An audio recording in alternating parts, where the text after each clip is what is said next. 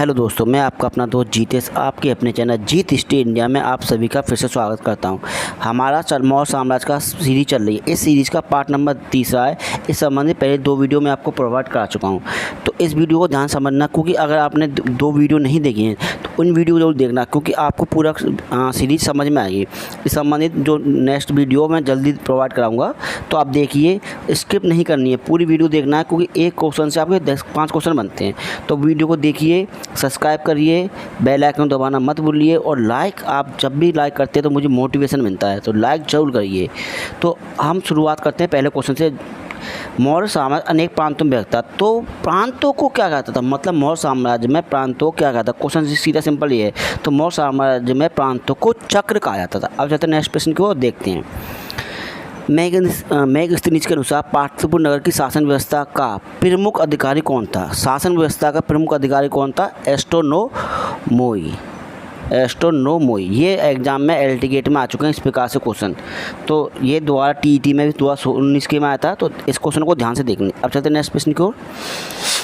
पाटलिपुत्र नगर की शासन व्यवस्था का संचालन कितने सदस्य समिति करती थी? तो पाटलिपुत्र संचालन 30 सदस्य समिति करती थी। अब देखिए, 30 सदस्य समिति थी, लेकिन सदस्य जो कमेटी थी, समिति थी, उसमें 5 सदस्यों वाली 6 कमेटी थी। 30 सदस्य थे, लेकिन एक समिति में 5 सदस्य होते थे। तो टोटल कितनी समिति होगी? होगी 6।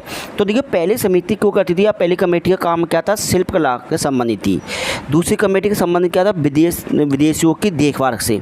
तीसरी कमेटी या तीसरी समिति का संबंध क्या था? जनगणना से संबंधित, या जन्म प्रमाण पत्र, मृत्यु प्रमाण पत्र का हिसाब किताब रखनी। ये राजस्थान के पीसीएस में एग्जाम में क्वेश्चन आता है कि जनगणना से संबंधित या जन्म प्रमाण पत्र से संबंधित हिसाब किताब कौन सी समिति रखती थी?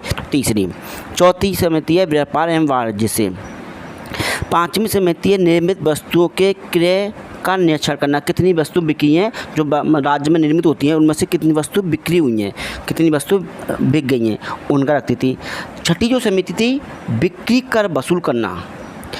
कौन सी? आपसे पूछता है। मौर्य काल में 6 सदस्य जो 30 सदस्य समिति थी, उन 30 सदस्य समिति 6 कमेटी थी। उन 6 कमेटी में से कौन सी समिति कर वसूलती थी या बिक्री कर वसूलती थी? तो कौन सी समिति या कमेटी करती थी? छठी समिति। आपसे पूछता है मौर्य काल में बिक्री कर कितने % था? तो 1/10 या 10% था। ये बात होगी। आपसे पूछता है विदेशियों की देखभाल। क्वेश्चन ऐसे आते हैं, विदेशियों की देखभाल कौन सी कमेटी या कौन सी समिति करती थी? तो दूसरी समिति करती थी। मतलब कितने विदेशी, जैसे आपने माने में, जैसे मौर्य साम्राज्य में मेगस्थनी आया था, डायनिसियस है ना, डायनोसोरस, डायमेकस, कई विदेशी आए थे। और चंद्रगुप्त अशोक के समय भी आए थे। अशोक ने अपने विदेशियों को भेजा था श्रीलंका में बौद्ध धर्म का प्रचार करने के लिए। तो ये कमेटी समिति बनती थी। इनका उद्देश्य था कि विदेशियों से कोई आ रहा है तो उसकी व्यवस्था ध्यान रखना। तो जो 6 समिति बनी हैं, हर एक समिति में 5 सदस्य होते थे। तो 5 को गुणा कर दिया हमने 6, और 6 मतलब हुए 30। तो इस प्रकार जो मौर्य साम्राज्य की जो समिति कमेटी बनी थी, वो 6 सदस्यों में बटी थी। और कितने में थी? 5 सदस्यों वाली 6 समितियों में बटी हुई थी। तो इस प्रकार मौर्य साम्राज्य का प्रशासन 30 सदस्य समिति करती थी। अब हम चलेंगे अपने नेक्स्ट प्रश्न की। मौर्य प्रशासन में सड़कों पर जल और कीचड़ फेंकना या एकत्रित करने पर कौन सा कर या जुर्माना लगाया जाता था? पंगोदम सन्निरोधे नामक कर। ये वेरी इंपॉर्टेंट क्वेश्चन है। अगर आज के समय ऐसा कर लग जाए तो देश सुधर जाएगा, बहुत देश का विकास हो जाएगा। तो ऐसा कर लगना जरूरी है। अब चलते हैं नेक्स्ट प्रश्न को देखते हैं। कॉटन ने अर्थशास्त्र में कितने प्रकार के दुर्गों का उल्लेख किया है? ध्यान सुनना, कॉटन ने अर्थशास्त्र में 4 प्रकार के दुर्गों का उल्लेख किया है। कौन से दुर्ग हैं? औदक दुर्ग, पर्वत दुर्ग, धानवन दुर्ग, वन दुर्ग। आपने सुना होगा, औदक दुर्ग का मतलब नदियों के बीच में बनाया, द्वीपों के बीच में बनाए गए दुर्ग को कहते हैं औदक दुर्ग। पर्वतों पर बनाए गए दुर्ग को कहते हैं पर्वत दुर्ग। मरुस्थली भूमि में बनाए गए, रेगिस्तान बनाए गए दुर्ग को कहते हैं धावन दुर्ग। अब वनों में बनाए गए दुर्ग को कहते हैं वन दुर्ग। तो ये 4 प्रकार के दुर्ग हैं। तो इनमें से कोई आपको लग दे देगा औदक दुर्ग, पर्वत दुर्ग, धावन दुर्ग या वन दुर्ग ना देकर कोई और दुर्ग दे दिया, तो आपसे पूछ सकता है कि कॉटन ने इनमें से किस प्रकार के दुर्गों का उल्लेख नहीं किया है। क्वेश्चन पूछने का तरीका समझिए। क्वेश्चन आपसे सिंपल पूछेगा कि आखिर हमें ये पता है कि कॉटन ने 4 प्रकार के दुर्गों का उल्लेख किया। कौन से दुर्ग है? औदक दुर्ग, पर्वत दुर्ग, धावन दुर्ग और वन दुर्ग। तो आप एग्जाम में क्वेश्चन कर सकते हो। अब जाते हैं नेक्स्ट प्रश्न की ओर, देखते हैं। कॉटन ने पैदल सेना की कितनी भावों का उल्लेख किया है? तो कॉटन ने पैदल सेना के कितने भावों का उल्लेख किया? 6 भावों का। कौन कौन से? मूल सेना, मृतक सेना, सीढ़ी बल सेना, मृत्यु बल सेना, अमृत बल सेना, अटविक बल सेना। ये 6 प्रकार की सेना है। अब समझिए 6 प्रकार की सेना में कौन कौन सी क्या सेना है। मूल सेना क्या आती है? स्थायी सेना। तो आपसे पूछता है इनमें से कौन सी सेना स्थायी सेना आती है पैदल सेना में? तो मूल सेना क्या आती है? स्थायी सेना आती। दूसरा, मृतक सेना, आवश्यकता होने पर किराए की सेना रखना। ये होता है बेलदारी वाले, हम जब काम करते हैं तो बेलदारी को कहते हैं चौड़ा से बेलदार बुला लिए, उस प्रकार के आवश्यकता पड़ने पर किराए पर कोई नए मतलब सेना रखना। तीसरा, सीढ़ी बल सेना, युद्ध में आजीवन चलाने वालों से गठित सेना। जो आजीविका चलाने वाले होते नहीं है, युद्ध में आजीविका चलाने वाले जो होते हैं उनको कहते हैं सीढ़ी बल सेना। अब मित्र बल सेना, मित्र राष्ट्र की सेना, मित्र राष्ट्र की सेना को अपनी सेना में शामिल करना। अमित्र बल सेना, बंदी बनाए गए सैनिक। ठीक। छठी, अटविक बल सेना, जंगली जातियों की सेना होती है, जंगलों में जो होती है कहते हैं हम आदिवासी लोग जिस तरह से कहते हैं, जंगली वो होते हैं, जंगली लोग कहते हैं, तो उनके बनाए हुए तो कैसे होते हैं? खूंखार लोग होते हैं, जंगली सेना के लोग होते हैं, तो उस प्रकार की सेना होती है। तो 6 प्रकार की सेना को उल्लेख किया है। किस प्रकार की? पैदल सेना का। तो एक बार मैं फिर रिवीजन करता हूँ, ध्यान सुनिए और लिख लीजिएगा। मूल सेना, स्थायी सेना, मृतक सेना, आवश्यकता पड़ने पर सेना, सीढ़ी बल सेना, युद्ध में आजीविका चलाने वाले से गठित होने वाली सेना। चौथी, मित्र बल सेना, मतलब मित्र राष्ट्रों की सेना अपनी सेना में भर्ती करना। 5वां, अमित्र बल सेना, जो युद्धबंदी में बनाए गए सैनिक। 8वीं सेना, मतलब जंगली जातियों की सेना, जंगलियों में, जंगल वाले लोग नहीं, जंगलों में जो रहते हैं ना, जो हर प्रकार का लोग जंगलों में, ये नहीं सेना काम करता है, तो जंगलों में जो जंगली जाति के लोग थे जो युद्ध में भाग लेते थे उनकी सेना बनाई थी। तो ये 6 प्रकार की सेना ये एग्जाम में पूछ सकता है। तो इस प्रकार के क्वेश्चनों को आप ध्यान से समझिए, क्योंकि मैंने आपसे पहले बोल दिया कि एक क्वेश्चन के माध्यम से मैं 6-7 क्वेश्चन या 8-10 क्वेश्चन इस तरह से देता हूँ। तो मेरा उद्देश्य है वीडियो को कम से कम समय में लेना और क्वेश्चन ज़्यादा से ज़्यादा लेना। तो आप ध्यान से समझिए और वीडियो को स्किप ना करें, ठीक है। अब हम चलते हैं नेक्स्ट प्रश्न को। अर्थशास्त्र में कितनी प्रकार के युद्धों का उल्लेख किया है? तो अर्थशास्त्र में 3 प्रकार के युद्धों का उल्लेख किया है। देखो सुनिए कौन कौन से। प्रकाश युद्ध, कूट युद्ध, तूषणीय युद्ध। अब प्रकाश युद्ध का मतलब क्या है? जो युद्ध आमने सामने से लड़ा जाता है उसे कहते हैं प्रकाश युद्ध। अब कूट युद्ध मतलब आपसी सेना में, है ना, आपसी सेना होती है, उसमें कूटनीति या छल या प्रखंड का प्रयोग करके, है ना, प्रखंड या चालबाजी या छल का प्रयोग करके, ऐसे कहते हैं कूट युद्ध। रणनीति, ठीक है। तीसरी है तृष्णी सेना, मतलब सेना चल रही है उसमें फूट डाल दी, जैसे कोई होता है शेरशाह सूरी ने डाली थी ना, जब आपको मालूम है शेरशाह सूरी, जब मैं आपको पढ़ाऊँगा, शेरशाह सूरी ने एक छल के माध्यम से, है ना, तो धोखे से माध्यम से फूट डालने के बाद एक युद्ध लड़ा था मारवाड़ के शासक से।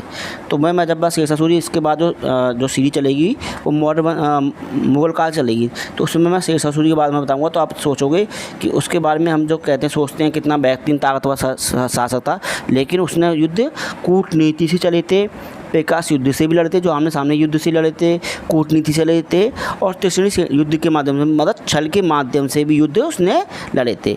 तो हर क्वेश्चन को आपको समझना है और कहाँ से कौन सा क्वेश्चन कोऑर्डिनेट हो जाए, कौन सा क्वेश्चन कहाँ से जुड़ जाए, तो आपको ये भी याद रखना है। तो क्वेश्चन को समझिए बारीक से और ध्यान से दीजिए। अब हम चलेंगे अपने नेक्स्ट प्रश्न को। मौर्य काल में कॉटन ने कितनी प्रकार के आर्थिक दंडों का उल्लेख किया है? तो मौर्य काल में कॉटन ने 3 प्रकार के आर्थिक दंडों का उल्लेख किया है। अब कौन कौन से 3 प्रकार के आर्थिक दंड है वो समझिए। पूर्व साहस दंड, मध्यम साहस दंड, उत्तम साहस दंड। देखिए ये 3 प्रकार के दंड है, ध्यान से करना। उसमें 14 क्वेश्चन पूछ लेगा। पूर्व साहस दंड, मध्यम साहस दंड, उत्तम साहस दंड, 3 प्रकार का। अब देखिए सुनिए एक बात और ध्यान से पुलिस नोट कर लेना। जिस अपराध के संबंध में कोई प्रमाण नहीं मिलता, ठीक है, जैसे अपराध के संबंध में प्रमाण मिल गया तो हमने 3 प्रकार के उसे दंड दे दिया। लेकिन जिस अपराध के संबंध में कोई प्रमाण नहीं मिलता वहाँ जल, अग्नि और विष द्वारा उसकी परीक्षा ली जाती थी। अग्नि पर चलाकर, है ना, जल में डुबाकर और विष देकर। अगर बच जाएगा तो उसने पाप नहीं किया, अगर नहीं बचता तो उसने गुनाह किया। तो कहते हैं कि मैं सौगंध खाता हूँ, अगर मैं झूठ बोलूँ मैं यहीं धरती में जब मिल जाऊँ। तो ये लोगों को कहाँ से सपने आते हैं ऐसी ऐसी बातें करने के लिए? तो ये पुराने समय की रीति रिवाजों के अकॉर्डिंग वो बातें करते हैं। तो अब चलते हैं हम नेक्स्ट क्वेश्चन को देखते हैं। मौर्य काल में कितने प्रकार की भूमि का उल्लेख किया है? तो मौर्य काल में 2 प्रकार की भूमि का उल्लेख किया है। अब कौन कौन सी 2 प्रकार की भूमि है? एक तो राज की भूमि, ठीक है, जो राजा की या पूरे राज्य की भूमि होती है। एक निजी भूमि, मतलब किसी व्यक्ति की पर्सनल भूमि। आप सुनिए, राज की भूमि से प्राप्त आय को क्या कहता था? आपसे एग्जाम में क्वेश्चन पूछता है, मौर्य काल में राज की भूमि से प्राप्त आय को क्या कहता था, कहा जाता था? तो सीता भूमि या सीता कर कहा जाता था। क्या कहता था? सीता। एक क्वेश्चन ये हो गया। अब सुनिए, निजी भूमि से प्राप्त आय को मौर्य काल में क्या कहता था? क्वेश्चन ऐसे ही पूछता है। तो सुनिए, तो निजी भूमि से प्राप्त मौर्य काल में आय को भाग कहा जाता था। तो मौर्य काल में कितने प्रकार कर थे? ये 2 प्रकार के बहुत कर थे, एक भाग और एक सीता कर। तो भाग और सीता कर, इन 2 करों को आपको समझना है। और सीता मौर्य काल में एक नली की जो गलियों की जो नाली होती है उसे भी सीता कहता है और सीता भूमि कहता है। तो किस चीज़ को आप कोऑर्डिनेट करने से पहले देखना कि कहाँ से क्वेश्चन किस प्रकार से कोऑर्डिनेट हो रहा है, कहाँ से संबंधित है, तो ध्यान समझिए। अब चलते हैं नेक्स्ट प्रश्न को देखते हैं। रविनाश तथा अन्य स्त्रियों संबंधित कामकाज को देखने वाला अधिकारी क्या कहलाता है? मतलब अन्य स्त्रियों से रविनाश तथा अन्य स्त्रियों संबंधित कामकाज देखने वाला अधिकारी क्या था? इत्यादक्ष या इतिझाका। इतिझाका। अब सुनिए, ये तो क्वेश्चन हो गया स्त्रियों से संबंधित कामकाज की देखरेख करने वाले अधिकारी क्या था? इत्यादक्ष या इतिझाका। अब सुनिए, इस अधिकारी का उल्लेख, इतिझाका अधिकारी का उल्लेख अशोक के किस शिलालेख में मिलता है? आपसे एग्जाम में पूछ सकता है कि इसका उल्लेख अशोक के किस शिलालेख में मिलता है? तो इसका उल्लेख, इतिझा अधिकारी का उल्लेख अशोक के 12वें शिलालेख में मिलता है। क्वेश्चन ऐसे ही पूछ सकता है, इतिझा अधिकारी का उल्लेख अशोक के किस शिलालेख में मिलता है? तो अशोक के 12वें शिलालेख में इसका उल्लेख मिलता है। अब चलते हैं नेक्स्ट प्रश्न को देखते हैं। कॉटन ने राज्य के कितने सप्तांग सिद्धांत बताए हैं? कॉटन ने राज्य के 7 सप्तांग सिद्धांत बताए हैं। मतलब कॉटन ने जो राज्य सप्तांग सिद्धांत बताए हैं उनका संबंध व्यक्ति के शरीर से तुलना किया उसकी। तो सुनिए कौन कौन सा सप्तांग सिद्धांत है? राजा, अमात्य 2, जनपद 3, दुर्ग 4, कोष 5, दंड 6 एवं मित्र। इनकी तुलना शरीर से की है, शरीर रूपी तुलना की है, राज्य की तुलना शरीर रूपी की है कॉटन ने। अब देखिए, राजा का संबंध किससे हो गया? शरीर से। अमात्य मतलब मंत्री होते हैं, सामंत या मंत्री उसका मतलब होता है आँख, जो हमें राजा को जानकारी देंगे। राष्ट्र शरीर के पैर, राष्ट्र तो व्यक्ति सही चल सकता है। दुर्ग मतलब बाहें, हाथ या भुजा, ठीक है, शरीर की भुजा या हाथ। कोष माने मुख, जैसे हमने कोष देखते हैं कि हमारा मुख खुला जाता है, तो ध्यान, कोष माने मुख।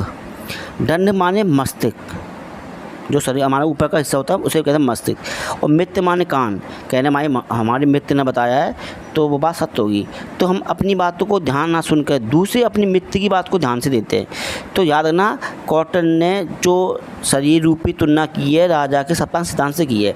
और सप्तांग सिद्धांत में कौन कौन से? राजा, अमात्य, जनपद, दुर्ग, कोष, दंड एवं मित्र, ये 7 सप्तांग सिद्धांत हैं। तो इसमें से किसी भी सप्तांग सिद्धांत में से आपको पूछ लेगा कि अमात्य का संबंध किस शरीर रूपी से? आँख से।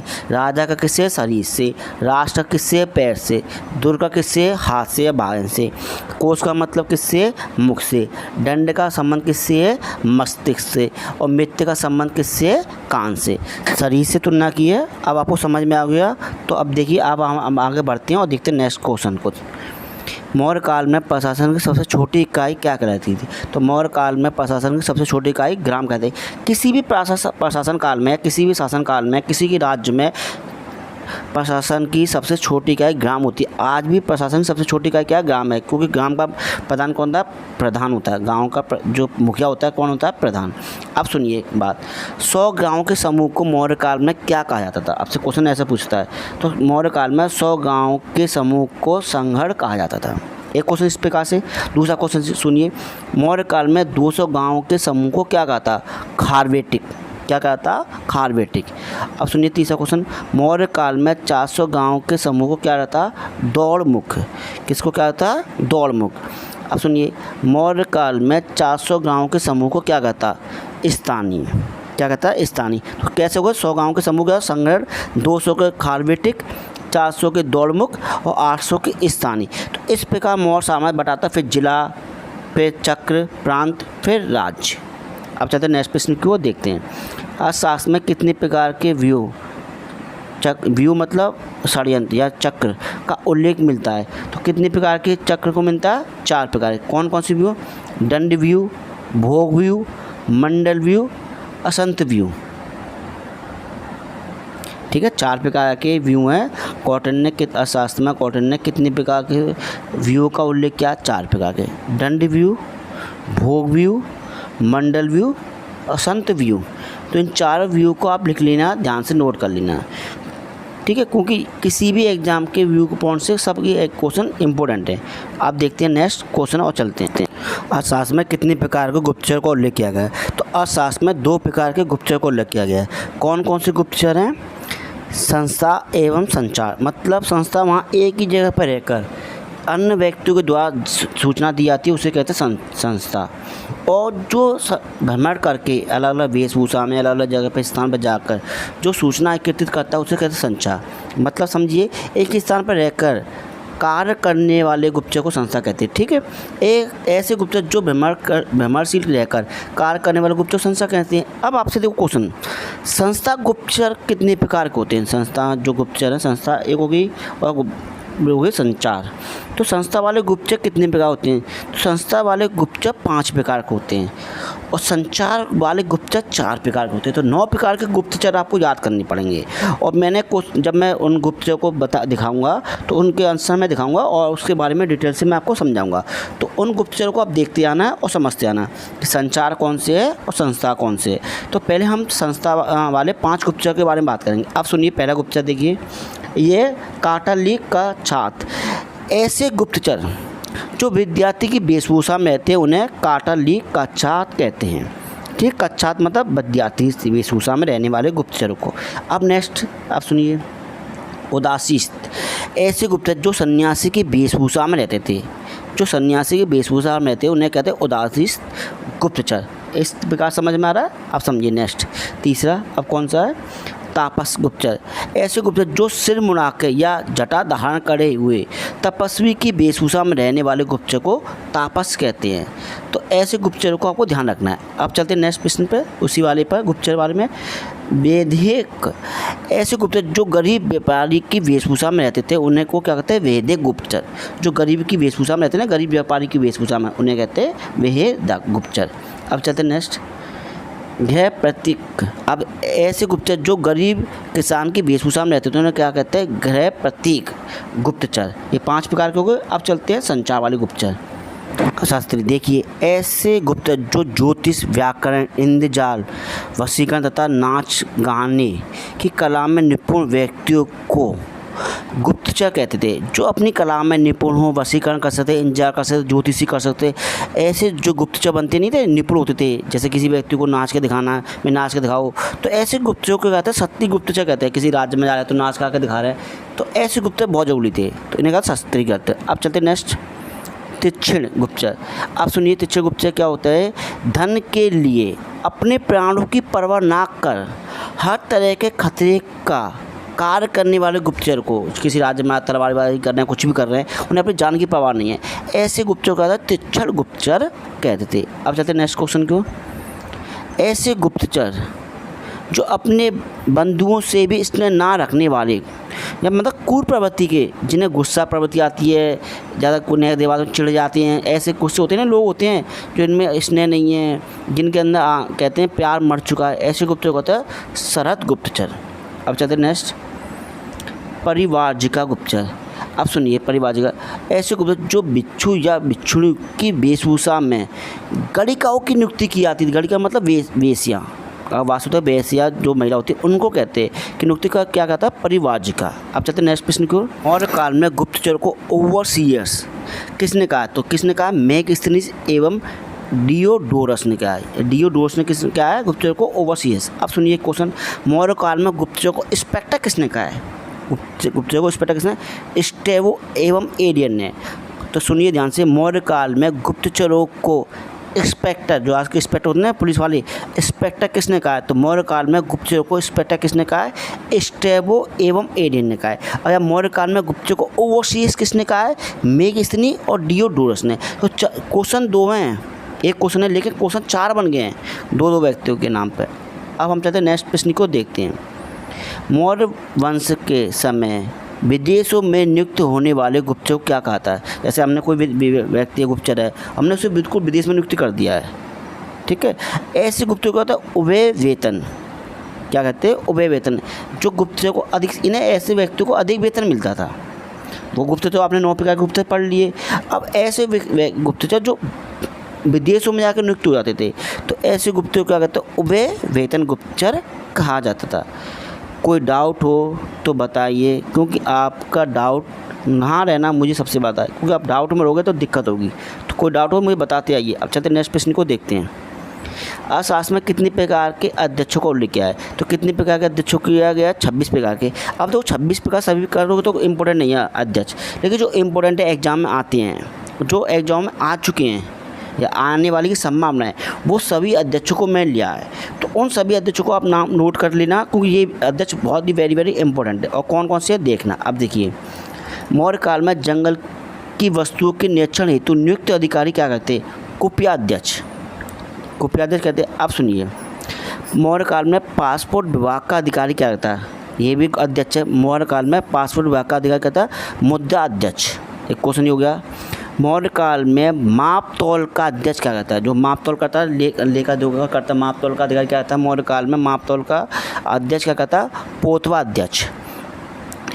आप सुनिए, अगर एग्जाम में और भी पूछे तो मौर्य काल में खानों का अध्यक्ष क्या कहलाता था।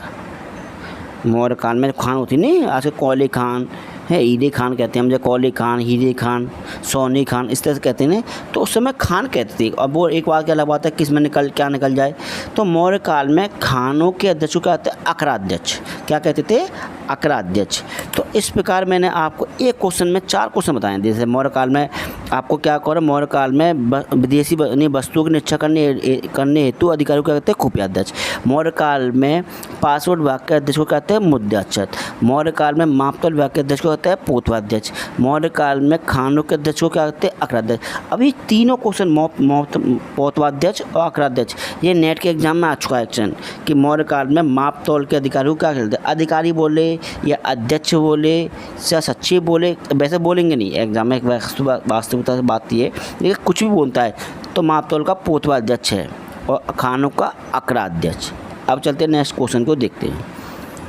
मौर्य काल में आबकारी विभाग के अध्यक्ष क्या कहलाते थे, या आबकारी विभाग का अध्यक्ष को क्या कहते थे। तो मौर्य काल में आबकारी विभाग के अध्यक्ष को सुराध्यक्ष कहते हैं। आपका सोचा आबकारी का मतलब क्या होता है। आबकारी विभाग का मतलब होता है शराब विभाग। जैसे कोई किसी व्यक्ति को लाइसेंस देना शराब का, ठेके का, बीए कोई, तो आबकारी विभाग में आता है। कहते हैं ना आबकारी विभाग में भी जॉब लगी, इस विभाग में भी जॉब लगी, तो आबकारी विभाग का मतलब होता है शराब विभाग। ठीक है, यहाँ से मौर्य काल में आबकारी विभाग के अध्यक्ष क्या कहते हैं, सुराध्यक्ष। अब सुनिए नेक्स्ट क्वेश्चन। मौर्य काल में वन विभाग का प्रधान या वन विभाग के अधिकारी क्या कहलाते थे। वन विभाग का प्रधान सचिव या अधिकारी क्या कहता है, आप्टिक। आप्टिक मतलब आपने सुना आप, तो इसमें लगता है कि जंगल वाली बात से आ रही है। वन विभाग, आप्टिक विभाग। तो वन विभाग के अधिकारी को या सचिव को क्या कहते हैं, प्रधान सचिव क्या कहते हैं, आप्टिक विभाग। तो यहाँ से क्वेश्चन 1 से 7 2 क्वेश्चन 3 क्वेश्चन मैं समझाऊँ, तो ध्यान समझिए। अब चलते नेक्स्ट क्वेश्चन की ओर देखते हैं। मौर्य काल में चारागाह विभाग का अध्यक्ष क्या कहता है। ये एग्जाम में क्वेश्चन TET 2021 के में आया था एग्जाम में। विविता अध्यक्ष। मौर्य काल में चारागाह विभाग का अध्यक्ष क्या कहता था, विविता अध्यक्ष। तो एग्जाम में कोई भी क्वेश्चन कब आ जाए हमें पता नहीं होता, तो हमें सभी क्वेश्चन देखने हैं। तो समझ में आ गया। अब चलते नेक्स्ट प्रश्न को देखते हैं। मौर्य काल में उद्योग धंधों का प्रधान निरीक्षक या सचिव क्या कहलाता था, कर्मांतिक। क्या कहता है, कर्मांतिक। अब सुनिए, मौर्य काल में राजस्व का संग्रहकर्ता क्या आता है, मतलब राजस्व को इकट्ठा करने वाला, संग्रह मतलब इकट्ठा करने वाला अधिकारी क्या आता है, मौर्य काल में राजस्व को एकत्रित करने वाला या संग्रहित करने वाला अधिकारी क्या कहता, समाहर्ता। क्या कहता है, समाहर्ता। राजस्व को एकत्र संग्रहित करने वाला अधिकारी क्या कहता है, समाहर्ता।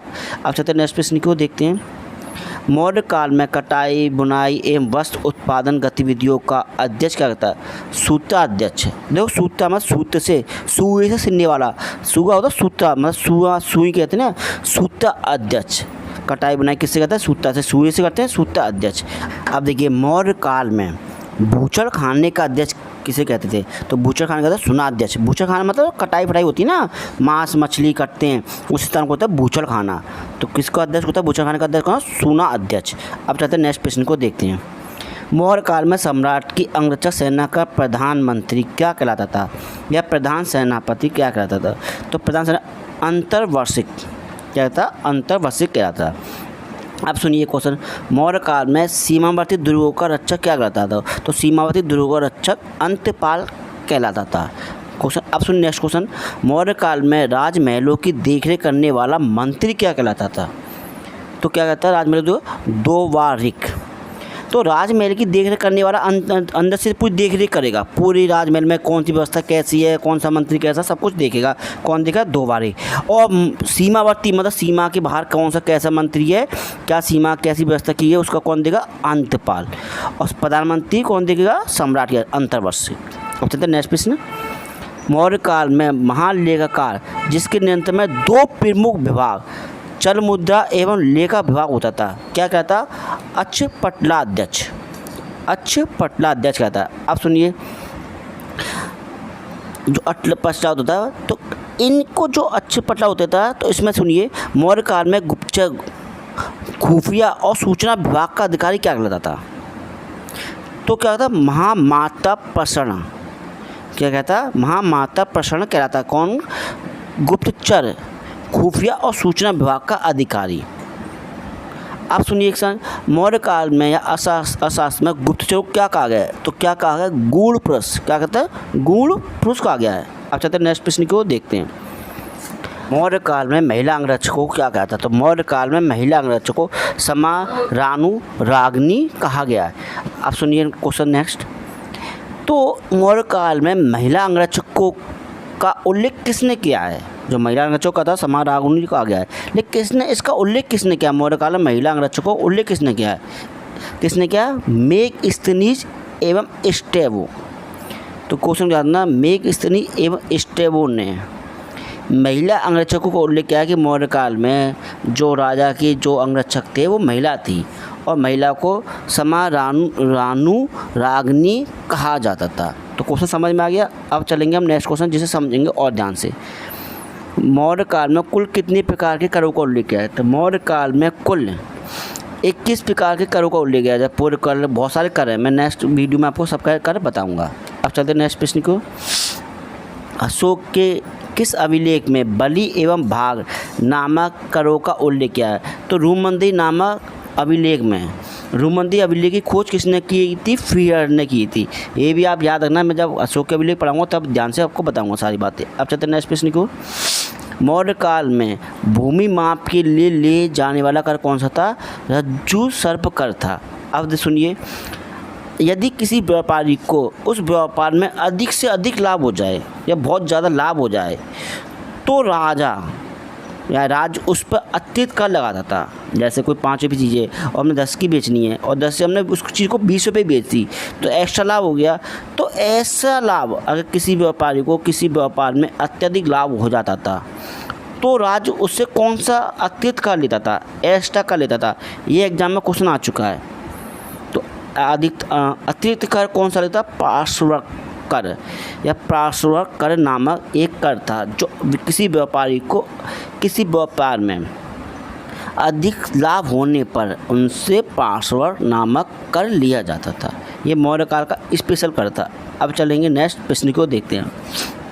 कौटिल्य द्वारा उल्लेखित दत्त भाग कर किस सुविधा के बदले वसूला जाता है, पानी की सुविधा के लिए। जैसे किसानों के पास किसी के पास पानी नहीं है, तो अगर उन्हें पानी चाहिए राज्य की ओर से, तो उन्हें पानी की सुविधा के लिए उन्हें उदत भाग नामक कर देना पड़ेगा। अब सुनिए, मौर्य काल में पशुओं की सुविधा के लिए जाने वाला कौन सा करता है? जैसे पशु चोरी हो जाते हैं तो पशुओं की देखभाल के लिए, जैसे पशु की सेना देखभाल करेगी तो पशु चोरी हो जाते हैं, तो उसकी पशु की सुरक्षा के लिए कौन सा कर लिया जाता? विविध कर नामक कर लिया जाता था। अब चलते नेक्स्ट प्रश्न को और देखते हैं। सरकारी जलाशय से संचित भूमि से लिए जाने वाला कर कौन सा था? मतलब सरकारी भूमि है, उससे कोई कर लेना है तो कौन सा कर कहा जाता था? कोष्टक कर। अब सुनिए, गांव या समूह से एकत्रित, मतलब पूरे गांव से, एक ही भाई हमें गांव है, हमें अलग अलग व्यक्ति से करनी चाहिए, हमें पूरे गांव इकट्ठा हमें कर दे दिए, तो इस प्रकार समूह या गांव से लिए जाने वाले कर को क्या था? पिंड कर। कौन सा? पिंड। भाई तुम्हें पिंड हो, तुम अपने कर हमें अलग से दो, इस प्रकार कर। अब चलते हैं नेक्स्ट प्रश्न की ओर। राज के कागजों को सुरक्षित रखने एवं राज की आज्ञा को, राजा की आज्ञा को लिपिबद्ध करने वाला अधिकारी क्या कहलाता था? तो प्रशासता। जो राजा की आज्ञा को लिपिबद्ध करने वाले को प्रशासता कहते थे। अब चलते हैं नेक्स्ट प्रश्न को देखते हैं। गांव के प्रशासन को स्वायत्तता पंचायतों से संचालित करने की व्यवस्था का सूत्रपात किसने किया था? मतलब गांव में पंचायतों को कर वसूल करने या गांव का संचालन करने का उल्लेख या पहल किसने की थी? तो मौर्य काल में की थी, और इसका वास्तविक उल्लेख चोल काल में मिलता है, और आधुनिक भारत में लॉर्ड मेयो और वास्तविक रूप से रिपिन को माना जाता है। अब चलते हैं नेक्स्ट प्रश्न को। कौटिल्य ने किस अधिकारी द्वारा धन के गमन करने का उल्लेख किया है? मतलब कौटिल्य ने कहा है कि यह अधिकारी धन का गमन करता था। तो युक्त नामक अधिकारी को, युक्त जिले में भी होते थे, चक्र में भी होते थे, और प्रांत दोनों में होते थे। राज्य, जैसे हम राज्य होते हैं, प्रांत को हम चक्र बोलते हैं, फिर जिले हो गए, ऐसे 200, 400, 600, 800 गाँव के समूह उसमें भी होते थे। अब चलते नेक्स्ट प्रश्न को। मौर्य काल में विभिन्न पदाधिकारियों की नियुक्ति के लिए जाने वाला प्रशिक्षण क्या करता? मतलब किसी भी अधिकारी को नियुक्त करने से पहले उनका परीक्षण लिया जाता था या टेस्ट लिया जाता था, मतलब एक तरह से टेस्ट लिया जाता। तो उनको टेस्ट को क्या कहता? उपदा परीक्षण। जैसे हम कोई तैयारी करते हैं, एग्ज़ाम देते हैं, तो उससे पहले हम कहते हैं ये एग्ज़ाम करना है, SSC 10+2 का या कोई भी ऐसा IAS का, PCS का कोई भी एग्ज़ाम देता है, उससे पहले हमारा टेस्ट लिया जाता है, प्री मेन एक होता है। तो उसी प्रकार के मौर्य काल में पदाधिकारियों की नियुक्ति के लिए जाने वाला परीक्षण या टेस्ट क्या करता है? उपदा परीक्षण। ये तो हो गया। अब सुनिए, मौर्य काल में मंत्रियों के परीक्षण, अगर मंत्री बनना है, ये तो पदाधिकारी होगा, मंत्रियों के परीक्षा के लिए या परीक्षण के लिए कौन सा परीक्षण या कौन सा ये होता था ना, प्रैक्टिकल या एग्जाम होता, कौन सा होता था? सर्वोपदा शुद्ध। सर्वोपदा शुद्ध किसके लिए लिया जाता था? मंत्रियों के प्रशिक्षण के लिए ये परीक्षा या परीक्षण किया जाता था। तो इस प्रकार मौर्य संबंधी जितने भी महत्वपूर्ण क्वेश्चन थे मैंने इस वीडियो में दिए हैं। किसी भी स्टूडेंट को कोई भी डाउट हो तो मुझे कमेंट बॉक्स में करें, और लेकिन मेरे इस वीडियो को लाइक करें, सब्सक्राइब करें, और हो सके तो लोगों को शेयर करें।